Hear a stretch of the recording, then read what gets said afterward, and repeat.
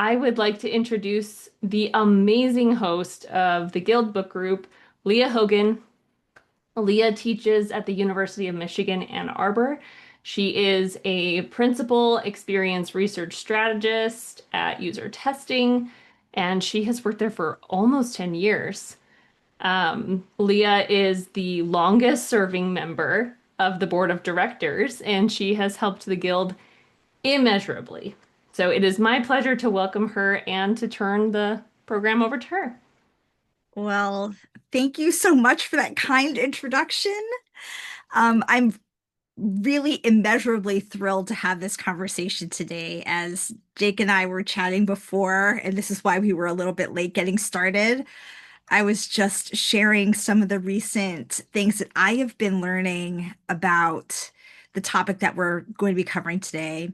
But I actually want to turn it over to Jake and let him kind of introduce himself and also frame the conversation because this is a little bit of an experiment for the book club in how we format this conversation. And we want to make sure that um, you get a great chance to ask the questions that you have.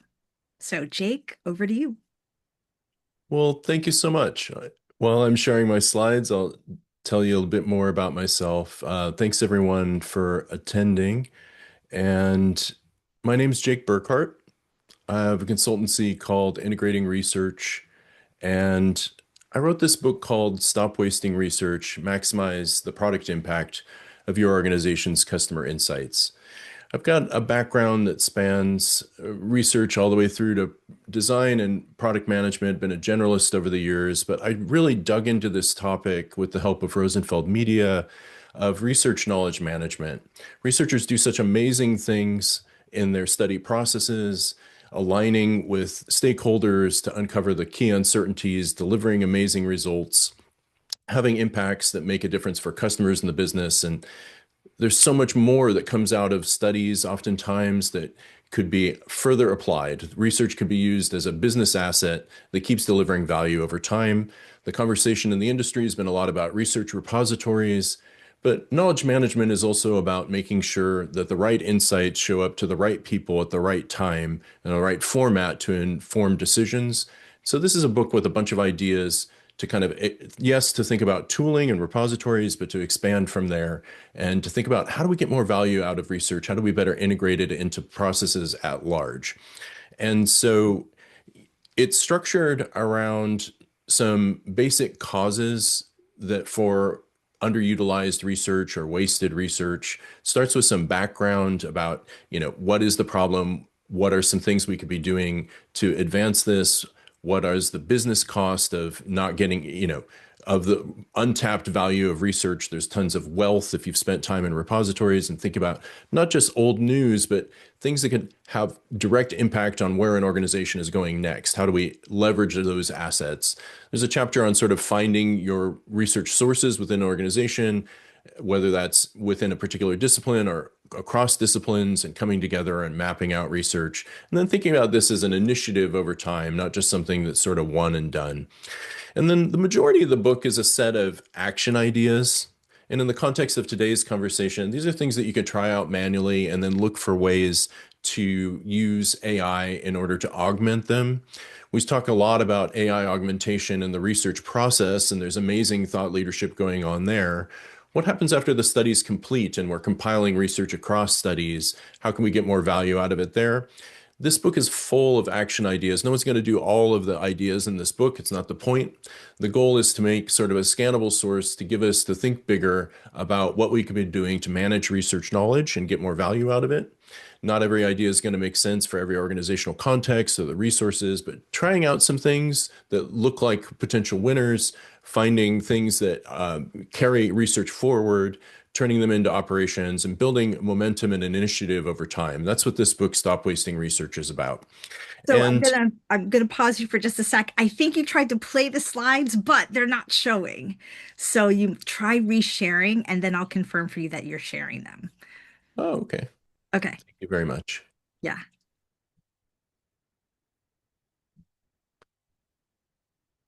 Okay. Are they sharing? They are sharing, but I see the now I see them. They're perfect. Thank you.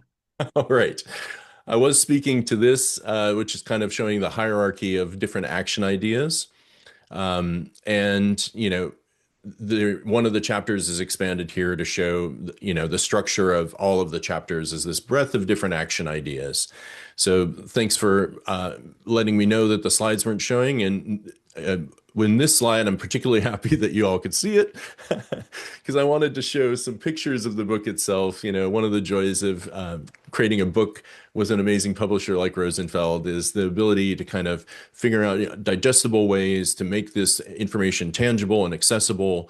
And you can see how this is structured around core ideas, whether it's stepping up from research silos or organizing research now for later use or finding ways to sync to decision points over time, a whole bunch of different chapter topics that you can then drill in on action ideas. And on the right, we have one of the page spreads where you can see the illustrations, and one of the particular ideas, compile research roadmaps across teams. And that's an example of something that could be supported through automation. But, oftentimes when you try it out, you find that people's roadmaps are really intangible. And it's more of a manual process. If it turns out to be valuable to do over time, you can find ways to figure out standards for it that can develop into AI augmentation. So a bit about the book, just to give you context. And from there, I want to pivot into more of the topic of today, kind of bridging from these ideas to AI augmentation. And, a recent article from the kind of an appendix to the Stop Wasting Research book, where I took that table of contents and I thought about what agentic tech could apply across these different areas. And I essentially did an article where I just pitched a lot of ideas. If we have a lot of ideas going on in the research study process, and a lot of best practices emerging there, and less so in the knowledge management side, how can we kind of brainstorm a bigger picture set of ideas for different agents? So it's called AI Agents, Ideas in Research Knowledge Management, some Gen AI use cases to increase usage of customer insights and product development. And, I cover 5 different areas that are broken down into sets of user stories. I'll link to the Medium article, and it actually has a video of me talking through it. So I'm just going to give an overview here. And my goal here is just to say, how can we be thinking a little bit bigger on this side after studies are completed? Well, we're often talking about people coming to a chat interface to discover existing research is a common pattern. There's so much more we could be doing where people upload whole documents or describe their problem by showing what they're working on and then look for annotations of that from existing research where, that may be a study plan where you say, do we actually already know things about this?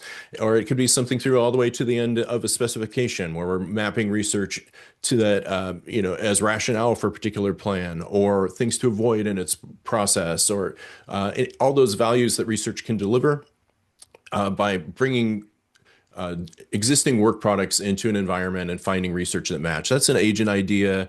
A lot more about that in the article. A lot of the problem with research repositories, talking to folks in the development of the book, is ingesting content, tagging content.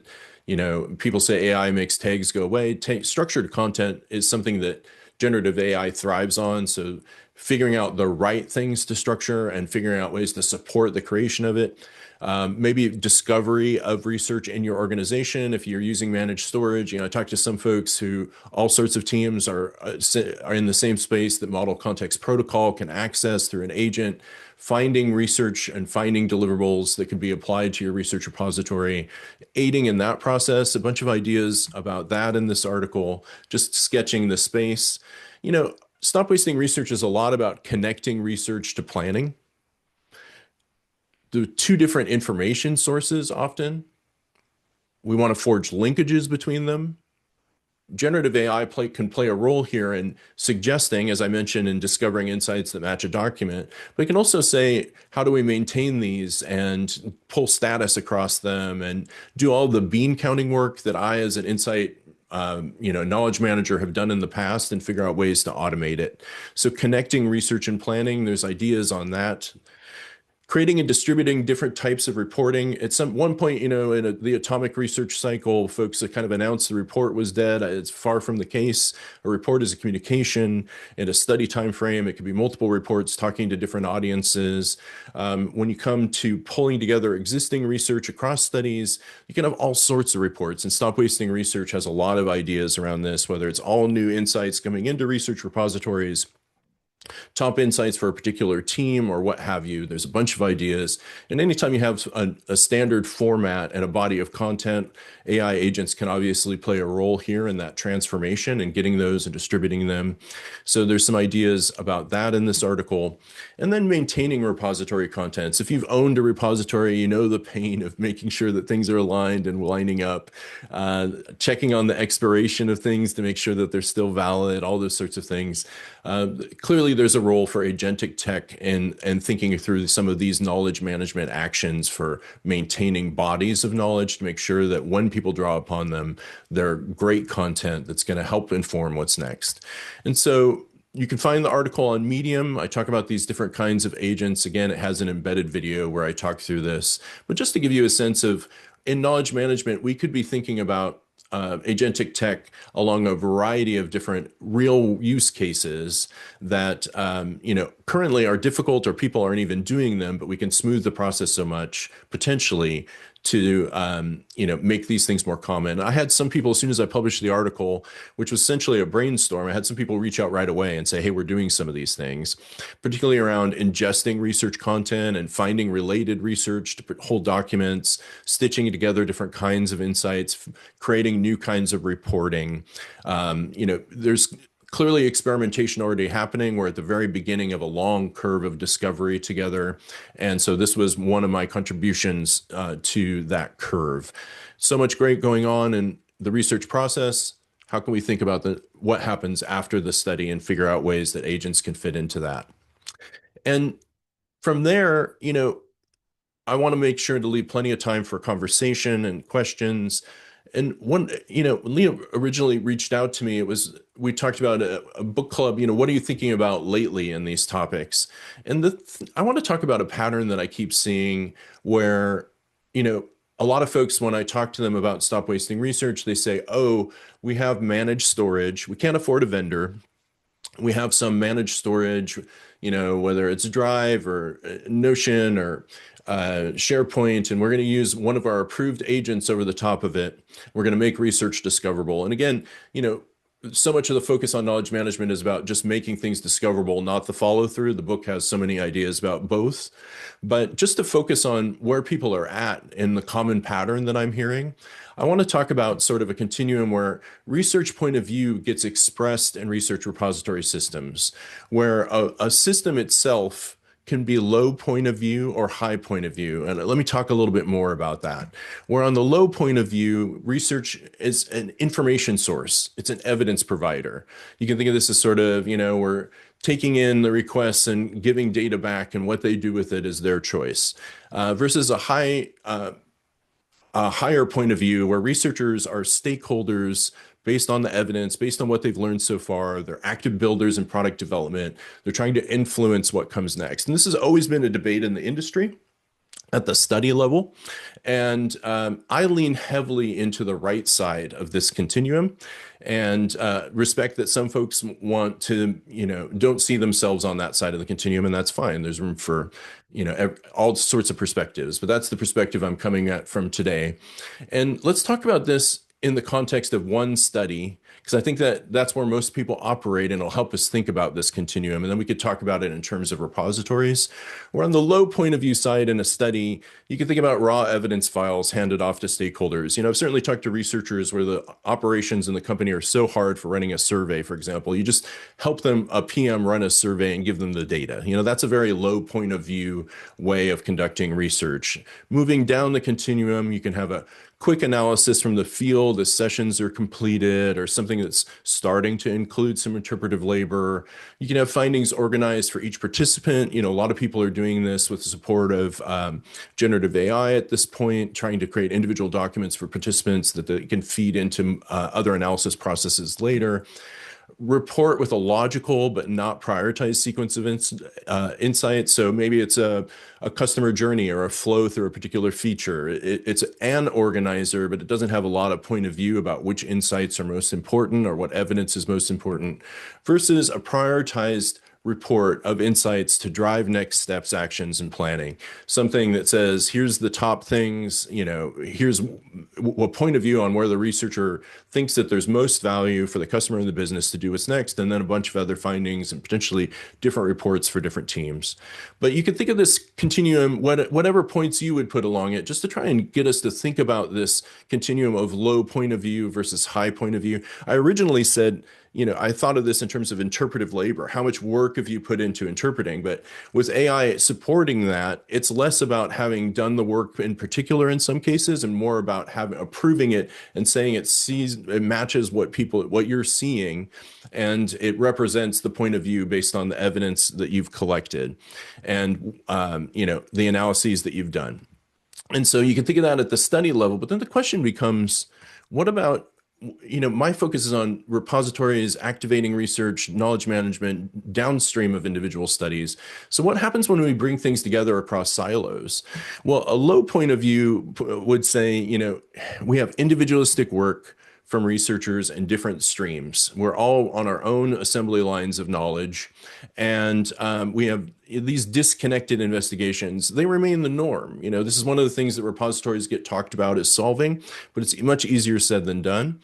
And then on the higher side, you have researchers coming together as a layer on top of their individualistic work. What I talk about in Stop Wasting Research is, forming a community as a collective stakeholder to have more influence and grow your impact together so that you all reap the benefits. So we're developing a more unified point of view on our problem space across researchers, but that sense making across has remained an exception rather than a rule. Maybe it happens for particular questions, but when it comes to, say, top problems or, thinking a big picture about the space, it's a hard sell when people are really busy on their individual study timeframes. So in that context, generative AI is sold as a solution to that unsolved problem. And people are reaching to it as a solution to that unsolved problem, where you have the individualistic work from researchers in different streams, and suddenly, can't Gen AI follow through on this for us? Can it do these things for us? And it's a tool, and yes, it can do a lot of things. So let's talk about it. But a common pattern is that you have some sort of managed storage where you're compiling your research assets in that central location. You have some sort of agent that's approved in your organization, and you're stitching the two things together. And suddenly you can query content relatively deeply, and researchers are discovering all sorts of things they can find for. It's exciting, right? But on this continuum of low point of view versus high point of view, I just want to talk about what we're outsourcing, what we're offloading here, and what we could be doing a little bit differently. Of course, there's ongoing factors that I'm not going to dig into, with context windows. We know they're getting bigger. With errors, with probabilistic machine, we always want to make sure that there's links to source content so that people can validate what's there. And we want to figure out the best ways to prompt and do all the things that tons of YouTube videos are teaching me about to reduce errors. And, on the other side, I at this top, I would say the first time I heard about these was actually people were creating them as Slack channels where you can kind of query a common pool of research content in Slack. And I thought, that's strange. What a weird way to represent results.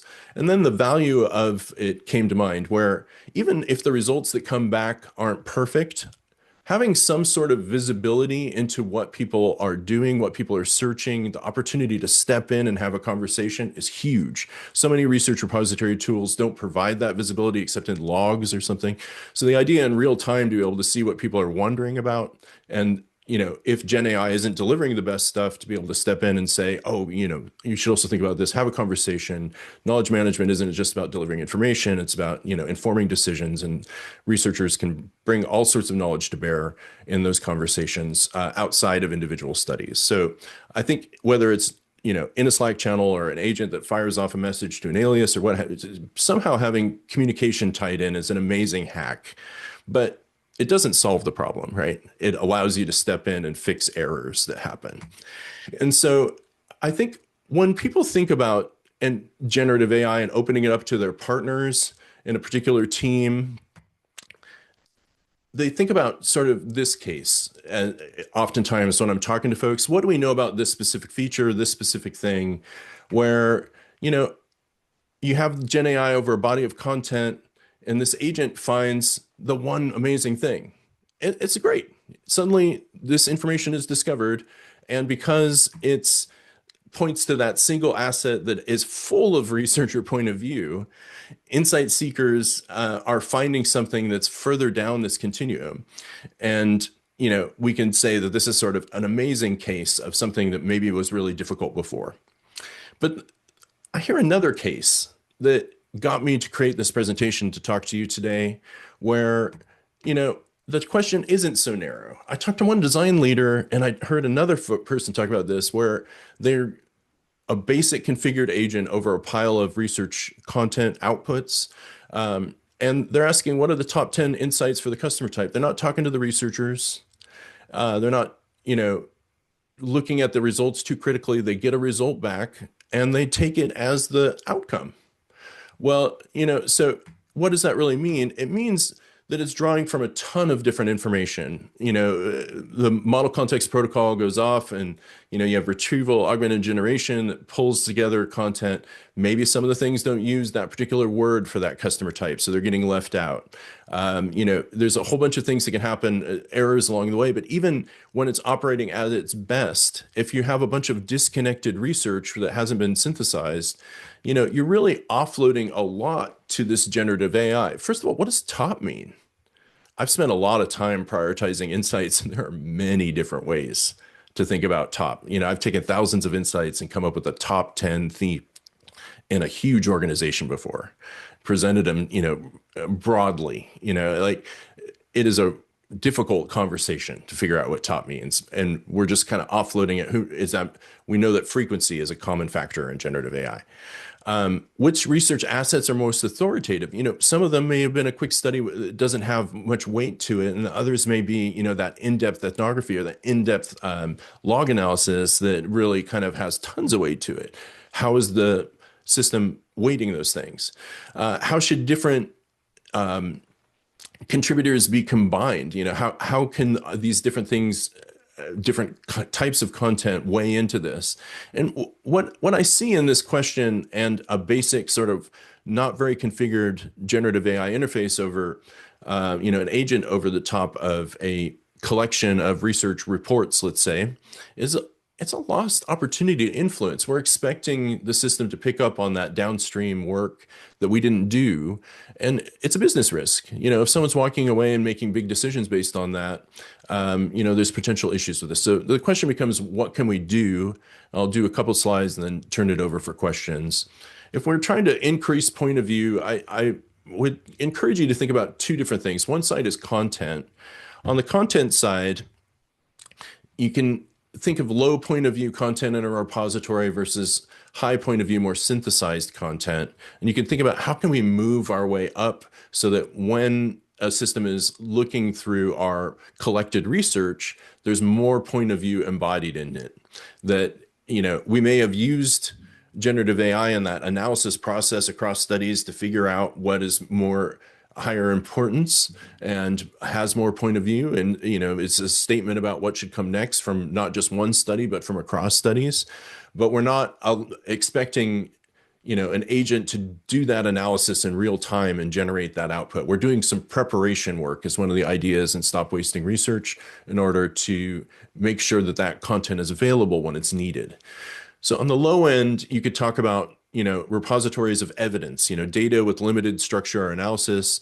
You know, for example, some researchers are creating, they didn't have great access to voice of the customer, so they're just creating a way to kind of quickly look through evidence.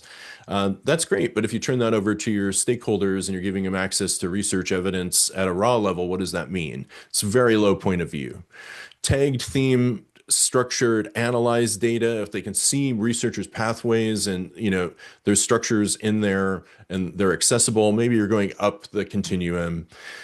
individual report outputs with insights and evidence. Obviously, a lot of thought went into applying point of view, but from a cross-study perspective, we could go further where we can compile things across studies. For example, you could take a top insight that hasn't really moved the needle and can be important for product planning, and it's something that people are talking about, but hasn't landed yet. And you can compile research from across studies and create a meta report for those, an insight summary. I talk a lot about insight summaries and stop wasting research. There's lots of ways to move down this continuum, but we're starting to synthesize or start to more actively think across content so that when a system queries it, we have a stronger point of view embedded in the content that is being discovered. And then, you could think about prioritizing sets of insights from across all research. When a research community comes together and says, for this incoming strategic priority in an organization, these are what we have seen based on evidence as the most important problems to solve for this thing you're going after for the next 6 months.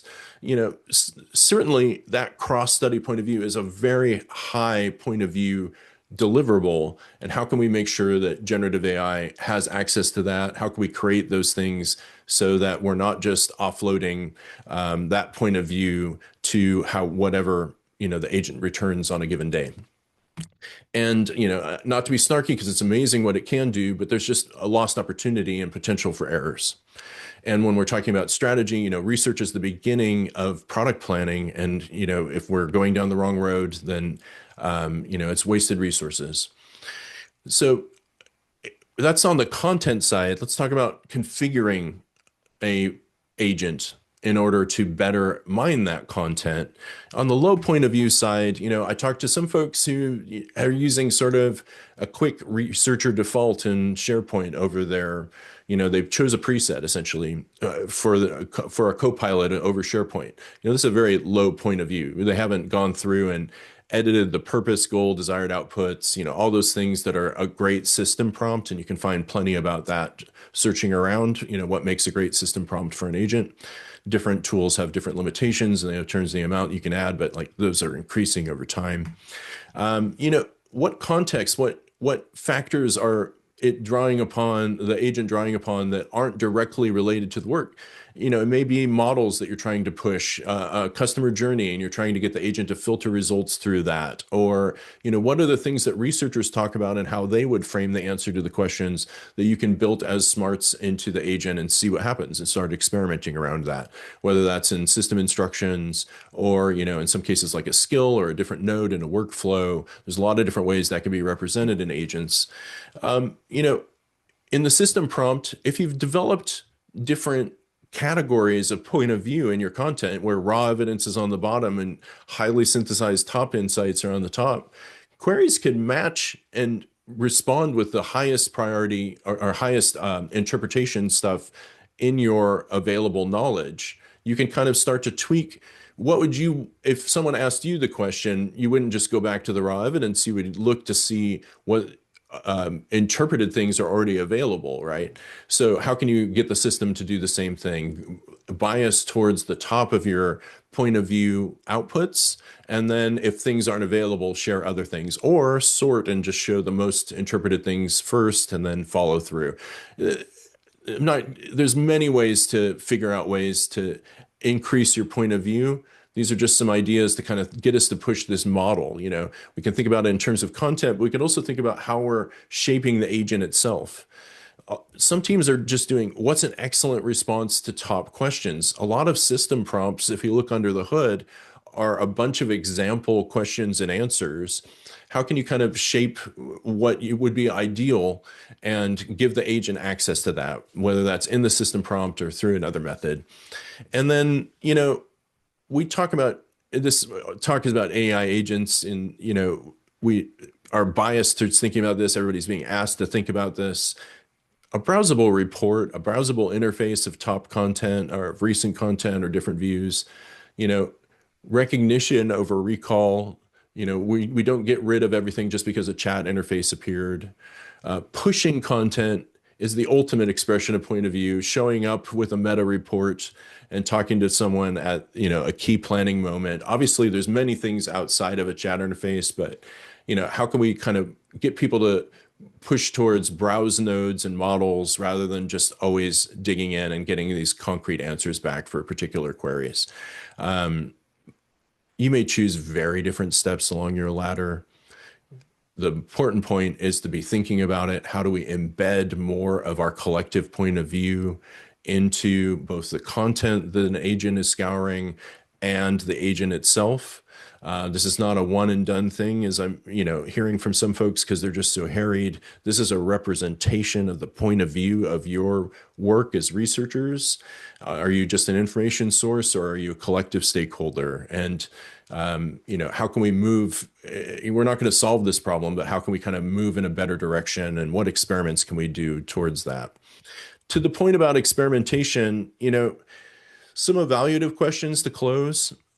If you have some sort of chat input and you're getting some sort of output in your experiments, as you're refining system prompts and as you're trying out different content with your model, and whatever changes you make to try and increase point of view, the default question is, does this make research seem like a more important stakeholder, or does AI seem like the smart thing and researchers just the sources underneath?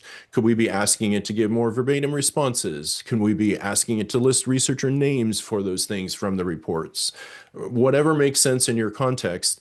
But researchers, it should be a representation of their work, not the disintermediation of their work.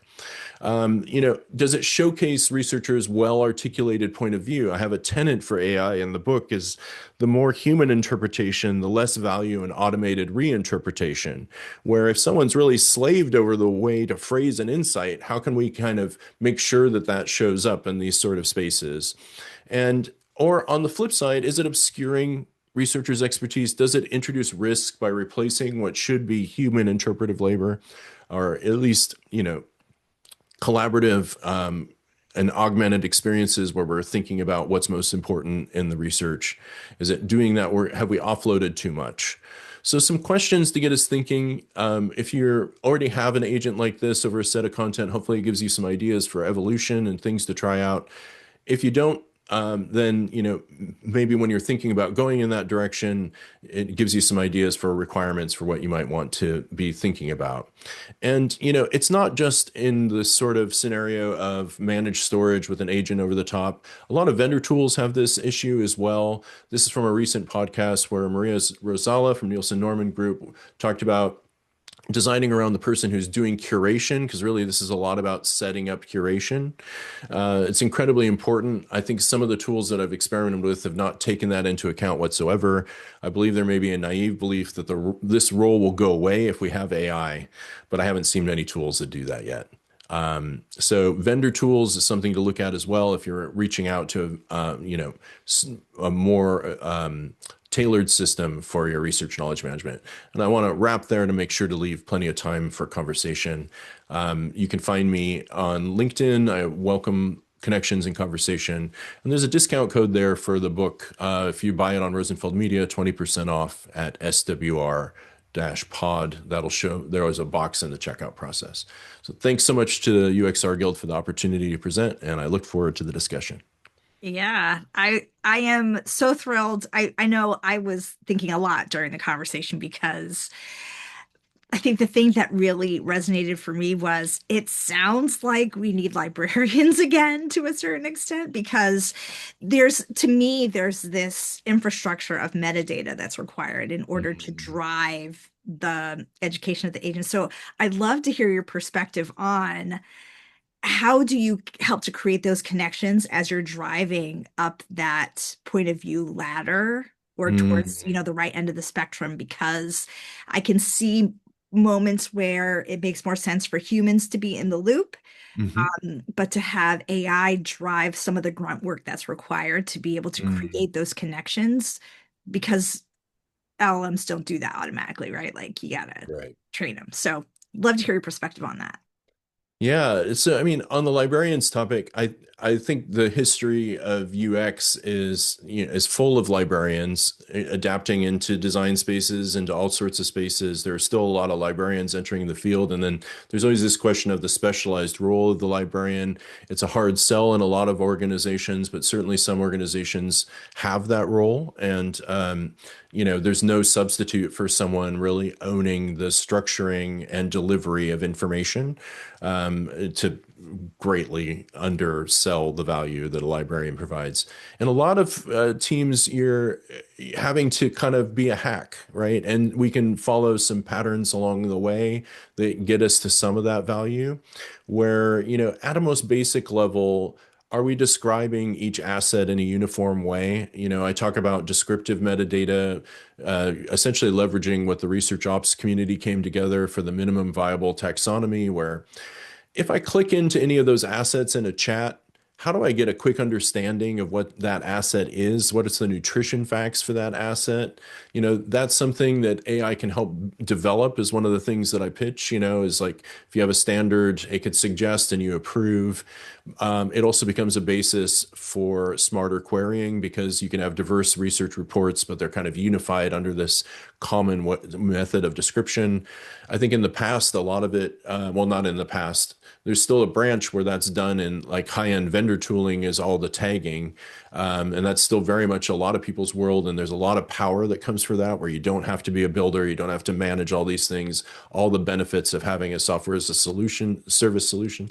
But, in this world where a lot of the folks I'm talking to are going after this road of just using what's available to them, a lot of the librarianship comes down to just picking a few standards that you think can make a big difference and applying them, and then making sure to have visibility over how people are using the information so that you can jump in. Yeah, those are all, I think, really critical points. The other thing that I'm really curious about, because I've seen a couple of questions come through around which foundation models, which agents, Mm, like what are some of the technologies that you're finding might be better suited for this type of work? I saw Copilot there. I know that this might be, one point. Internally, we've been having conversations about Gemini not being as effective for this purpose. So, yeah. are you running across any winners or specific models that shine here? It's the natural question. Um, because I think the value that I'm trying to bring is to say, first of all, I don't endorse products. If I mention them, it's not me saying that this is the thing. And the space is moving so quickly that what was good 6 months ago is not the best now. So I think for so many people, pragmatically in their organization is, what do I have access to? And how can I make the most of that? If you're in a situation where you're able to test multiple models against these things, what could be more powerful, right? Like, you know, for example, if you're thinking about the system prompt of an agent, trying that out in several different kinds of agents, if you have access to it, it's amazing. But it speaks to the fact that this isn't a one and done thing where you're going to build a bunch of infrastructure in whatever agent and you're going to start to have a bias towards using them. And then, you need to figure out sort of how you are evaluating these things as a builder, building up, evaluate what are the queries that I want to match this against? What's a great result from this? And thinking through that. So I guess I'm not going to reply with my preferred tools for these scenarios, but what I would say is to the audience is just to get ready to change in 6 months. And what does that mean? Like, it means building up a sense of procedure that you might embody in different tools. It means storing your information in tools, markdown files or documents or different things that any AI likes to use, and will be for the foreseeable future. And it means thinking about evaluations. If you have multiple choices, if you're in that luxurious position, which I know many people are not, having a set of criteria that you're using, that you're running as sort of test cases across a lot of stuff that's builder stuff, that was not part of researchers' world. So some of it is about taking a step back and saying, okay, I'm a mini product manager now. And I have to think about this in terms of definition and testing and all these things. And I know it's going to change in 6 months. So where do I really want to invest? Where do I think I'm going to see the value? Yeah, I think that's a really great point. I know recently I ran across, and I say this because I was, kind of working through how do I evaluate these models and how well they work for me. And Stanford, the AI group there, has a really great paper and then website where they evaluate different benchmarks against one another. I'll see if I can find the link to drop it Amazing. in there. But I agree with you. It's worth taking that time out to create that rubric for yourself so Mm. that you just get that understanding of like what are the strategies that work. And then again, strategy that can be interesting is complementing whatever it is that you're learning in a corporate setting with, taking that month-long dive into a personal contract with one of the uh, models out there that you want to just try out so that you Mm. just get a sense for what's there, even if you don't get access to it in the context of your professional work. So you can try things out, like maybe your Great point. rubric, right? Like I saw Danielle just put something about Opus, and I'm like, I don't have access to Opus. I need to try it out. So Yeah. awesome. Amazing. So I think there are a couple of things here, or there's a good question from Jonathan here. Like, do you have any best practices for how to prepare research materials for an AI Mm. agent to consume? I know I'm a spreadsheet fan. The CSV Mm. file has been like a lifesaver because it requires a level of rigor, and it like forces you to think about what the connections are between all the rows and columns, right? Mm. And then also putting that together in different, documents and contexts to be able to say, okay, now I know that it knows X, Y, and Z, and that it has the potential of making those connections. Yeah. So I wanted to get to just ask you that question because I think it's a great one. It is a great question. And I think, depending on what part of the process you're thinking about, you can think about it differently. Because I'm so focused on picking up underutilized insights and knowledge, our medium is reports and atomized insights, right? Where if you work backwards from what you want displayed in a discovery experience, you know, you you're looking for some, the system to pull out themes. Ideally, you can kind of give it stepwise things to think through and pull out different themes across different kinds of queries. And whether that's, a foundational model or, whether it's things that are direct hits or might be analogous or, thinking through strength of correlation or, evidence. But what you want to be able to do is you don't want the chat to be the end result. And that drives a lot of my thinking is actually the next step, which is you want them to click into something that they would then cite in their own planning. And so a report is a great thing to link to in a plan. An even better thing for the insights that really matter. I'm always beating this idea of, essentially a single report for a single insight. So that when you're looking at the link in a chat, and the ones that display longer links, it's actually the title of the insight. And you click in there and you get evidence from across studies on it. So I guess there's the things that are for optimizing for the AI. I think we have to balance that to this point of view mindset and to how we want research to be used with what do we want to come back. And I sort of lean towards that side, but it's really given my goal of to activate more research wealth. So yeah, there's some ideas. A huge topic though. We could do a whole talk just on I this. know, because I was just thinking about like your point about like what is a report. like that becomes like so critical here because Mhm. actually when you're even creating that report up front, your point of view very much reflects in how you design the chat to Mhm. provide the feedback, and then as well what the report looks like, so that Yes. feeding back in something that is a little bit pre-digested, where I think Hmm. a lot of people assume you're when you type into the chat you're going to get the answer. Right. So very different point of view there. Yes. So this is fascinating. I feel like the chat is like really getting very active right now. So I just want to get to one last question because I did want to make sure that we left some time to have breakout rooms if people wanted to do that. So I guess if there's like what are the sorts of things that we might think about doing as a next step coming out of this conversation Mm. to even if we haven't developed, that full like what does this look like? Hmm.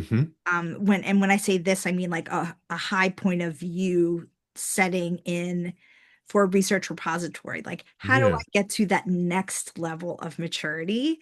If I'm working in this space where I'm in a low point of view setting right now.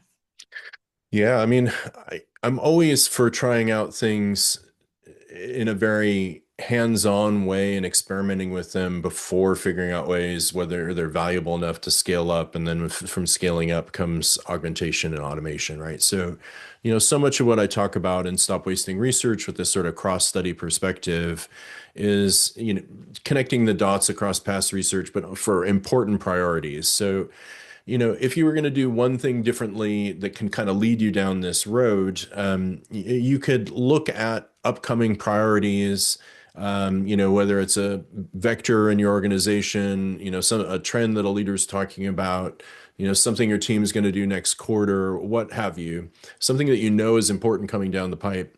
And instead of sort of offloading that work of synthesizing, a variety of outputs and just hoping for the best out of that, to get deep into it pull a research from a number of different researchers and try and answer those questions, prepare some of those high point of view deliverables. Of course, using whatever augmentation and tools you find valuable in that process. But, because teams aren't doing it a lot now, you get a better sense of what you would want a system to do later by having done it yourself. And it's a step that some researchers do routinely, but when I talk across folks, a lot of folks are just really focused on individual studies. So whatever you can do to get you into that work, answering and doing something valuable, but using existing bodies of content, not just your own, but a variety of different sources. I love that point because I think there's no better way to figure out where things go wrong than to try it yourself and Yeah. do it wrong the first time. So that's wonderful. That's a great point. So here's where I'm going to turn it back over to Danielle and thank you. We're going to Thank you. open up some rooms, some breakout rooms, so that we can continue the conversation there. And then I also think I want to say thank you, everyone. I am turning over the reins of the book club to Danielle going forward. I've had a great time having these conversations. And I will continue to show up and be a part of the audience. But thank you for coming to these sessions and being a part of these conversations. So thanks. Danielle, over to you.